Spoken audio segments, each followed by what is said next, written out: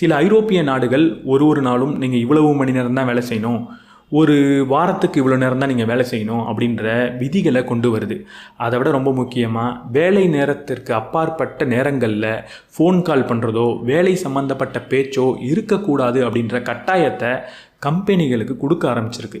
அந்த மாதிரி நம்ம நாட்டிலையும் வரணும், எல்லா நாட்டிலையும் வரணும். அதை விட முக்கியமாக சைனாவில் ஒரு புரட்சியே ஆரம்பிச்சிருக்கு. அந்த புரட்சியோட பேர் டேங்பிங், ஆங்கிலத்தில் லையிங் ஃப்ளாட் அப்படின்னு சொல்லலாம். சமமாக இருத்தல் அப்படின்னா நான் மேலே ஏறிக்கிட்டே போகணுன்ற அவசியம் கிடையாது, உயர்ந்துக்கிட்டே போகணுன்ற அவசியம் கிடையாது. நான் இப்போ எப்படி இருக்கணும் அப்படியே இருக்கிறதுல என்ன பிரச்சனை, நான் வளர்ந்துக்கிட்டே இருக்கணும்னு சொல்கிறதுக்கு நீ யார், நான் மேலே பதவிக்கு போகணுன்னு சொல்கிறதுக்கு நீ யார், நான் சம்பளத்தை இவ்வளவு அளவுக்கு அதிகமாக சம்பாதிச்சுக்கிட்டே இருக்கணும், 1 கோடியிலேருந்து 2 கோடி 100 கோடி 200 கோடின்னு நான் போகணுன்னு சொல்கிறதுக்கு நீ யார் அப்படின்னு இளைஞர்கள் கேட்க ஆரம்பிச்சிருக்காங்க. டேங்பிங் அப்படின்னு சொல்கிறாங்க. அது இன்றைக்கி நம்மள்ட்ட இருக்கிற பிரச்சனையே